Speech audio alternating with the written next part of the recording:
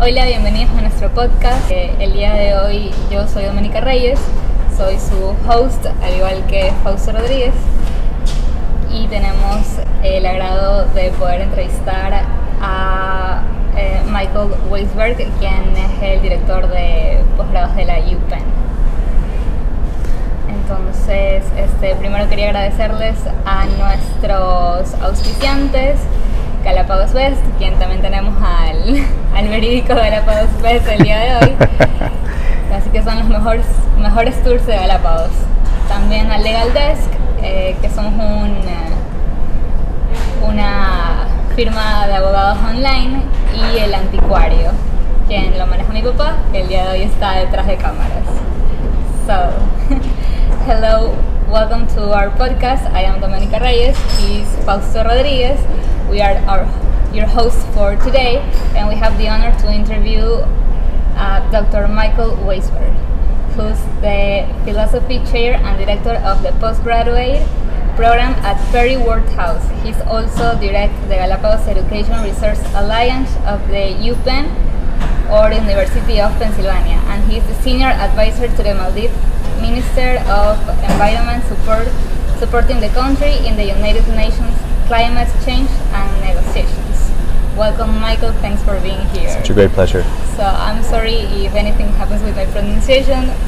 You can Not always ask me everything. Thank you, Michael, for coming and accepting this podcast. It's a great pleasure to be back with you, Fausto, and to be back in Guayaquil. Michael, can you tell us a little bit so our audience knows exactly who you are and why you're here? Who I am, a great philosophical question, I think. Well, first of all, again, thank you for having me. It's really a pleasure to speak to you. A great pleasure to be in a city I know well and really enjoy visiting a few times every year, and in a country I love and really care deeply about. So I really appreciate the opportunity to speak with you guys and to your audience. So my name is Michael Weisberg, and as you say, I am a professor at the University of Pennsylvania, and I always say I wear three hats. So my first hat is I'm a regular professor and chair a department, and in that I am a philosopher of science. That means I study how science works, the methodology of science, specifically in biology. Which brings me to the second hat, which is that for many years now, almost a decade, I've worked in Galapagos. In fact, I've worked with Fausto for many of those years. And in Galapagos, I lead a group called the Galapagos Education Research Alliance, or GERA.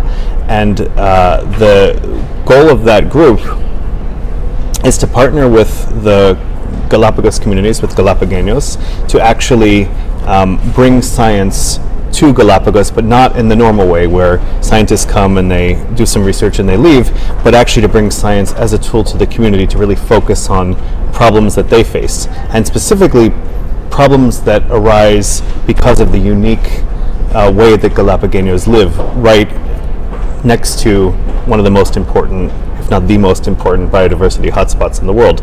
So the third thing I do is I work in the climate negotiations, support the Maldivian delegation, so work as a negotiator, but also do academic work on climate change. But on Galapagos, the questions that are most interesting to the communities that we work with. We primarily work on San Cristobal. I know that Fausto will tell us that Santa Cruz is the better island, but anyone who's visited will know that San Cristobal is the much nicer place. All joking aside, it's a very interesting place. There's three areas that I think are of greatest interest to the community that have scientific relevance. The first is the relationship between the humans and the wildlife, and the ways that human activities are impacting and changing the wildlife. So we've done a lot of work, for example, on the sea lions of San Cristobal and how the people living in the community are impacting the sea lions. The second area is health, and we're interested in health both for human health and non-human health together and how they're connected. And then the third area is climate change. Michael, I remember meeting you for the first time in a tortoise breeding center in Isabela. Yes. And of course that happened because Ernesto introduced us. What made you to really focused on Galapagos and then put together GERA. This was born, and why? It's such a great question, which I don't know if I could really tell you the answer to, but I can tell you a story that maybe will help answer this question. So, as you mentioned, Fausto, we met. It's almost probably 8 years ago now, 7, 8 years ago, and when I met you, I was working on an educational project primarily aimed at a North American audience. We were interested in, is there a better way to teach about science, and using Galapagos as the example. And so we were filming some short documentaries for a project to try to essentially create a better and more educational documentary. And during the time that I was working on that project, I don't know if all of your listeners know, but to work anywhere in Galapagos, anywhere in the national park, doesn't matter who you are, you have to have a naturalist guide with you. And we had worked with a really, really remarkable, interesting naturalist guide named Ernesto Vaca, and who was very close friends with Fausto, and Fausto then also entered into the orbit, during the course of this trip, and we spent wonderful time on the Adriana on that very visit. But as I got to know Ernesto and to talk to you also and to talk to other Galapagos, I asked them many times, like, what is it that you need from us? You're giving me something really important. You're giving me the ability to show people this wonderful place and to think about science together. What is there something that me or my university could bring? And the answer always was the same. It was, we need education. And I thought a lot about that because of course that's my day job. I'm a professor. I think about education a lot. But I also think that the naturalists, of course, that's also their job. And it's often called in North America informal education. I don't know what it's called here, but meaning education that doesn't happen in the classroom. Education in museums, education on field trips, even things like scouting, all the sorts of, there are many, many more opportunities for education outside of the classroom than inside of the classroom. So, my wheels started turning and I thought, well, how could we take that really seriously? And out of that was born the idea, what if we could partner with the community and learn together? So it wasn't me coming as a teacher, but it was actually us kind of learning things together. And out of that came the idea that we would begin to what we call co-develop a project. We would talk to the community about things that they were concerned about or interested in, try to see if there were things that we were also concerned about or interested in, and could we come up with an idea together? Could we build something together and carry it all the way through, from conception to execution to analysis to dissemination? And so that's kind of what we try to do. And it really was born out of that the week that I met you, and really reflecting with you and others about the great need for deepening education. So Domenica. How do you say this project or this program has improved the life in Galapagos? Like, how is the before and after that this started? Well, I think time will tell, because one of the things that we have done is worked primarily with younger people, specifically sort of junior high school students. But we have some information about this, which is that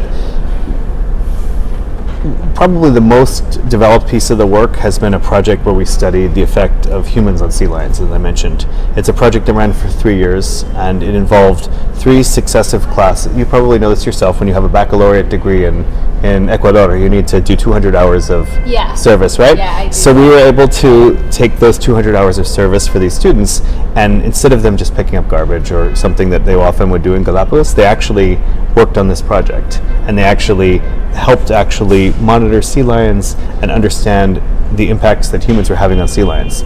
So while they were monitoring sea lions, we actually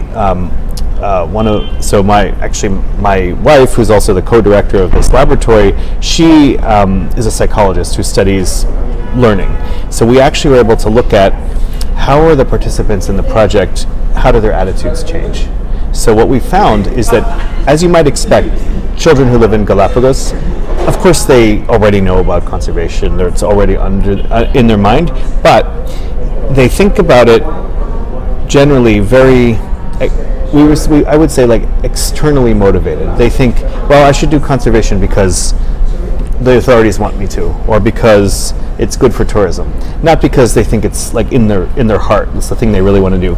And what we were able to show is, over the course of participating in this project, those attitudes shifted. They really began to see the value of doing these things. One of the students said to me, you know, I've grown up around sea lions my whole life, but I never really saw them. I never really noticed what they're doing.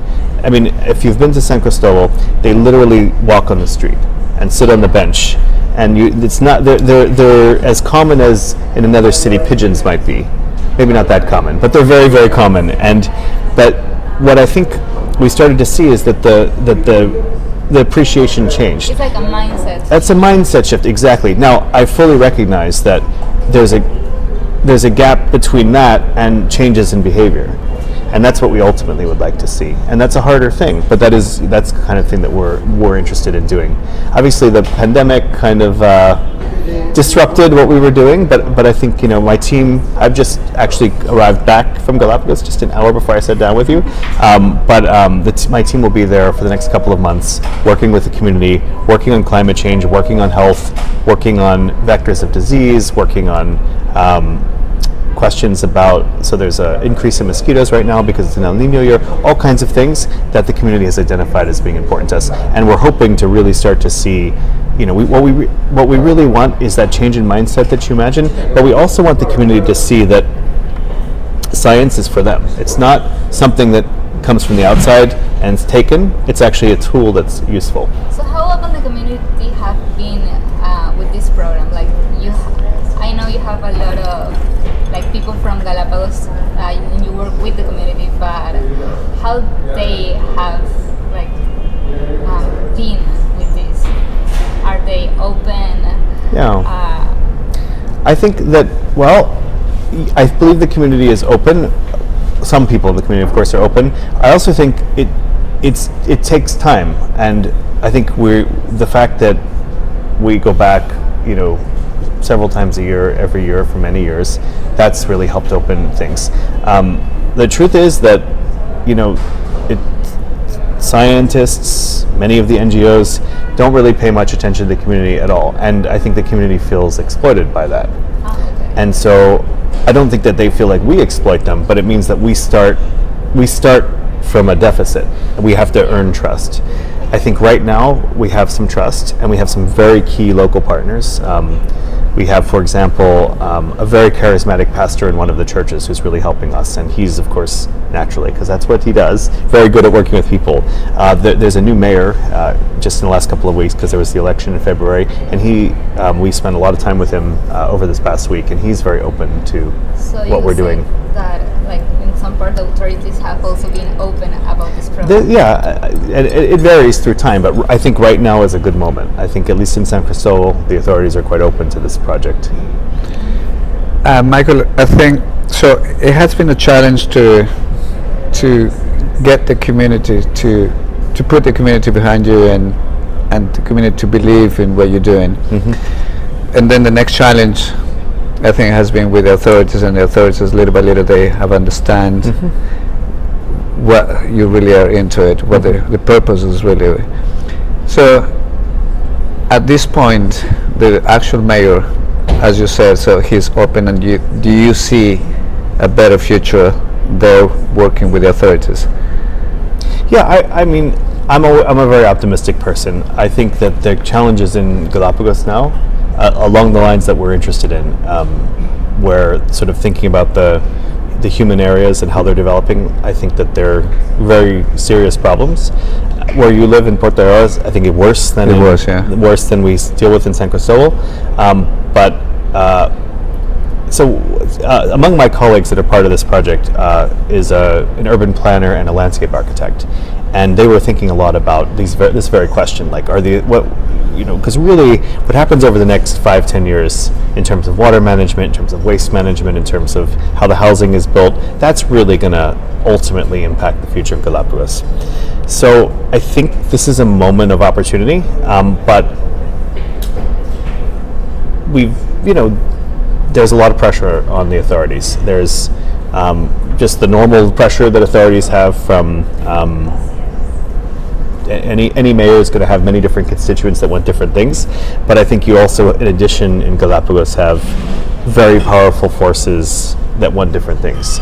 I mean, the tourist industry, of course, is going to push in a certain direction. There's some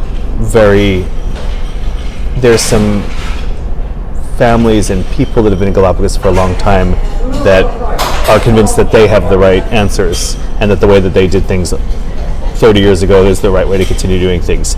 There's the NGOs that have different things to say. So that I think I don't envy any authority in Galapagos because it's being pulled in many, many different directions. And I think it takes real courage to be able to really stop and say, what is really right? What is the technical answer to this question? How best can I move it forward? And I think there's a good chance right now. Obviously, this is a moment of transition in the country, and so we shall see how things turn up. But this is. I mean, Galapagos is a treasure of Ecuador, but also of the world, and it's really not something that we can lightly let move in the wrong direction. But I do fear that things. I think if you looked 70 years ago at what the problems were in Galapagos, they would look just like the problems today, except with fewer people there. Michael, so Galapagos is unique, is worldwide known, but it's definitely two things.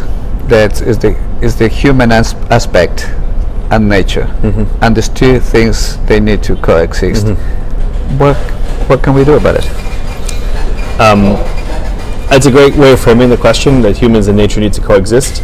As you know, as a naturalist guide yourself, the national park is designed around a conception of conservation from a different era. I mean, the conception of conservation from 1959, when the national park was established, was one of exclusion. The most important thing is to keep the people and the park separated, and only to enter the park under the auspices of the park, meaning with a ranger or with a naturalist guide. And of course those are still the rules today.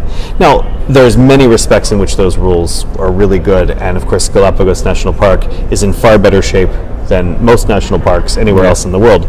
But the truth is that model and that mindset of separation isn't going to serve us well into the future, not with the kind of growth that's happening in the towns. And I think what needs to be found is a way of bringing the park into the towns, and also taking the people that live in the towns, bringing them to the park. One of the most shocking things I learned in my years of working in Galapagos was that, at least in San Cristobal, I don't know what it's like in Santa Cruz, the vast majority of the residents have never been in the national park. So Isla Lobos, which is not even 6 miles, because Leon Domino is 6 miles, so Isla Lobos must be 3 miles. 3 miles at the most. 3 miles from the town. Unless the residents specifically work, on a boat or a fisherman or something, most of them have never been there. So one of the things that we do is actually it's a program called Conocer Galápagos, and we actually just charter a boat and bring residents of San Cristobal only, with just a group just of the Galapagos, no foreigners, with a guide who's very experienced and who can contextualize well for the people in the town. But most of the people that I meet, regular Galapagos, when I say Galapagos, by the way, I don't mean only the people that were born there. I just mean the residents of Galapagos. Most of the residents of Galapagos have more connection intellectually, emotionally with the mainland than they do with the national park.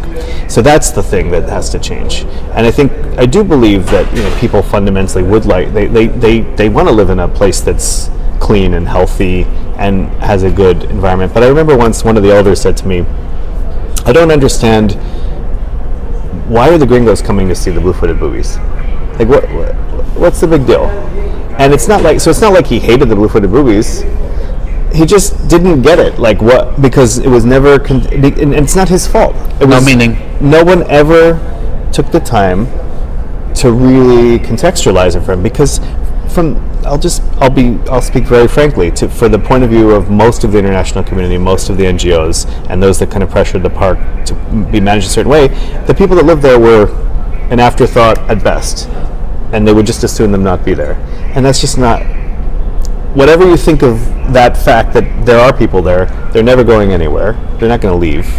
And so the only way forward is to find a way to actually increase the understanding of the residents for the national park. And I think the only way to do that is to kind of build up this kind of understanding. the rules of the park are only as good as the rangers that patrol them. There aren't good, no matter how many. If you imagined 100 times more rangers than there would never be enough to actually fully, protect that park. It's a gigantic space. The Marine Reserve is massive, so it's actually it needs to be a mindset that everybody in Galapagos wants to protect this place because they understand how valuable it is, and that is a very, very hard thing to achieve. But ultimately, that kind of social norm change is what we aim to do. A very long answer, I'm sorry, but no, it's good. I feel very passionately about this subject. I have a question. I was reading this document where it says that basically this program can be applied anywhere in other communities. So Ecuador is a very biodiversity country. So what are you? Can you give us an advice of how can we can apply this program but in other communities? In Ecuador or elsewhere? Anywhere else. I'm putting an example of Ecuador because we are a I mean, massive country. Of course, and also you have incredible. One could go to the Amazon and think about these things as well, right?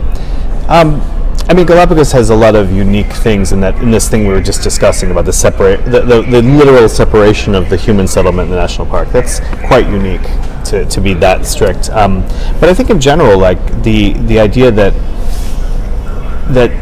communities could come to think of science as something that serves them, so that if they're interested in health, that it's not just something the authorities tell them, that they can learn how to pose questions and partner with technical experts to actually develop that. I do think that this could be applied elsewhere. The thing that changes is what the questions are, what the concerns are. But the most important thing, if I was speaking to my colleagues who are researchers from the global north, it would be that the need is to actually listen and really listen, not just pretend to listen, not just have a public comment period or give a lecture and see what questions we have, but take the time to develop relationships and understand is the most important thing. But then I also think on the other side, I mean, it's very easy to think of, most people stop studying science in high school, right? And you're studying law. I don't know when the last time you did a biology course or a chemistry course was, but it's probably in high school. Probably in high school, right? And you're of course an extremely well-educated person, and so I think that's another thing too. Is we need to build on both sides, and so building the kind of scientific capacity and also my side has to come to think about it. But it's also really important, things like what Fausto does. So being a naturalist or being an interpreter of nature, it's one of these spaces like museums, like other things where you actually have an opportunity to help people have a different perspective. And so I think, if I could have a wish list, it would probably be to have more naturalists in the world. Really. And I'm not saying this just to flatter you. I think it's really important. Una pregunta más y yo cierro. Okay, so I was going to ask you about why did you choose Otto Sonnenholzer to be the global leader in residence at the Perry World? Okay, so thanks for asking that question. I'd love to talk about Perry World House is at the university. It's our Center for kind of global inquiry. So it largely focuses on global policy, and it's sort of a little bit like a think tank, but based in a university. And it's actually a relatively new institution, and I hope any of you who are coming to the University of Pennsylvania will come take a look.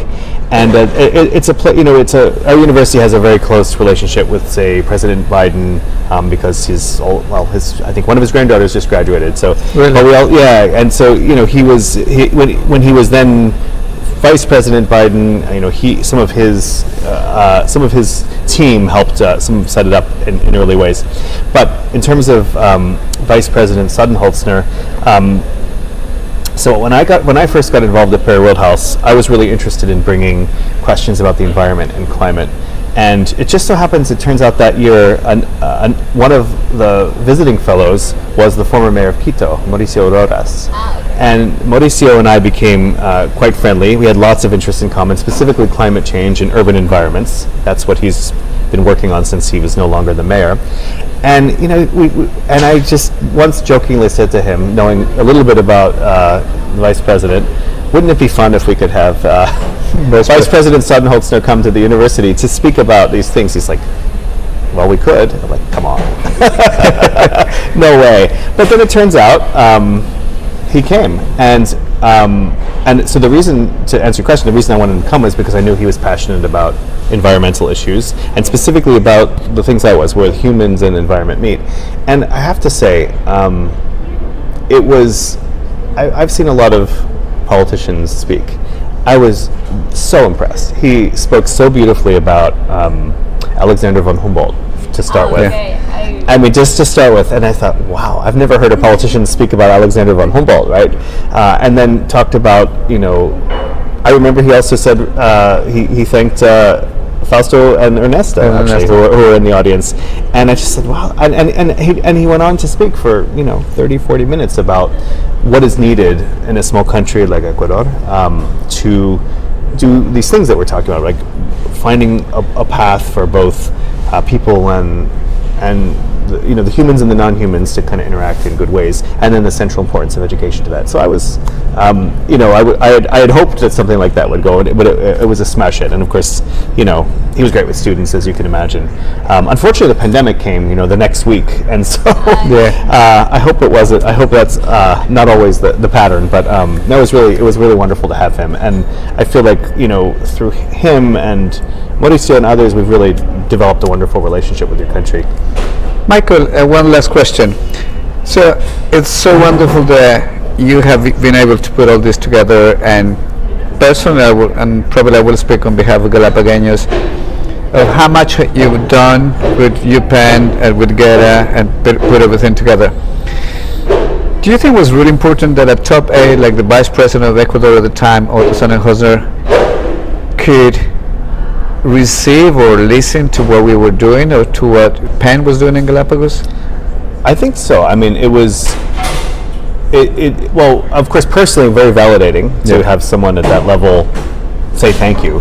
But no, I mean, it showed, and I mean, he subsequently, of course, given advice and made connections, with, for example, the ambassador to the U.S. and lots of other people. So it was very important to us. I mean, I think, politics is something that, what's the expression in Spanish? The face of the saint brings the miracle. Do you know this expression? And maybe it's a Colombian expression. Probably. Yeah, the face of the saint brings the miracle. So I think it was, I think it really did help. I mean, it helped us first understand that we're on the right track, because obviously, he's not just, I know he likes to say he's not a politician. It's true. I mean, of course he's he's running for political office, but he's also he's an intellectual, and it really helped. I think it was really interesting I mean, he didn't just sort of say, "Oh, good job." I mean, he actually had substantial feedback and suggestions and ideas and connections. And and who am I to receive those from someone like that? Yeah. And yet he gave it generously. So I think that it was very helpful to us. It opened a lot of doors for us. But I also don't think he did it except because he's an intellectual and a very generous person. So I listened what Otto say, and I think it was very aligned with the Agenda 2030. The Galapagos 2030 agenda. Yeah, but it also applies. I remember a few hours ago when I was listening to what Otto said. I actually did a research about the agenda and. Oh, do you mean the SDGs, the 2030 agenda, the Sustainable Development Goals? Yeah. Okay, yeah. Yeah. So it is very interesting what you are doing in Galapagos, and how can it also benefits not only a developed as in the city, but also as an Ecuadorian level. Mm-hmm. Mm-hmm. I had I wanted to give us an advice for what we can do, not only as citizens but also as students. But I see UPenn is actually an incredible, amazing university. So what we can do to improve. Se me fue ¿cómo sería?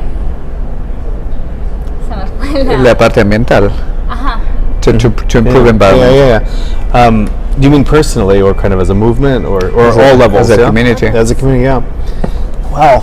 So, I mean, I think of course, like thinking about the Sustainable Development Goals is a good thing. It's the sort of what the United Nations tries to do is have a framework that we can all around the world align on the same. So we walk in the same direction. I honestly think. So when my students in the United States ask me, what's the most important thing I can do for climate change? I tell them you can vote for political figures who value these things, because of course it's important to not waste water and to turn off the lights, and I'm a vegetarian, it's important to be vegetarian, all these things, and those are great, but they're very small contributions, and the big changes come from leadership. So I think that's very important, is to make sure that the values that you think are important are reflected in that. But I also think my university was founded by Benjamin Franklin, and Franklin's view was that knowledge, so he was both a scientist, but he was also a diplomat, and he helped to draft our Declaration of Independence and our Constitution, and he also founded the university, as I say. So I think understanding that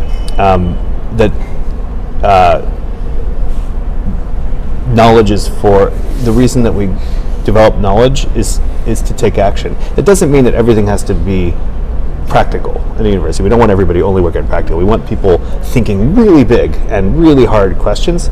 But I think as a student, if you develop the value of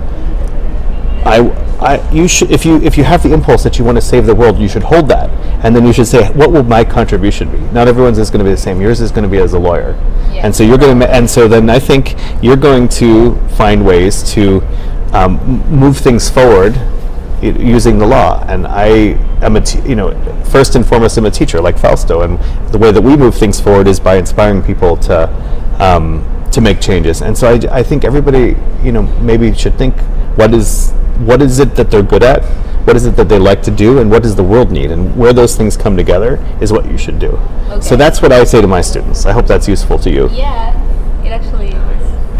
Cerramos. Como una última pregunta, vino tantos años al Ecuador, cuando se va, ¿qué es lo que más extraña? Yeah. What is the thing that you most miss when you go back to? Ceviche de chochos. I'm not sure I should say that in Guayaquil, though. yeah, that would be a crime. Michael, thank you so much for accepting this invitation. It's a great pleasure. This podcast that is run by Giovanny and Domenica, and thank you, Domenica, for letting us interview Michael. And I'm sure when it's ready, we will share with you.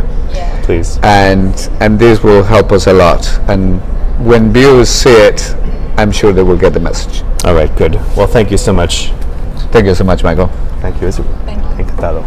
Gracias. Gracias, Giovanni.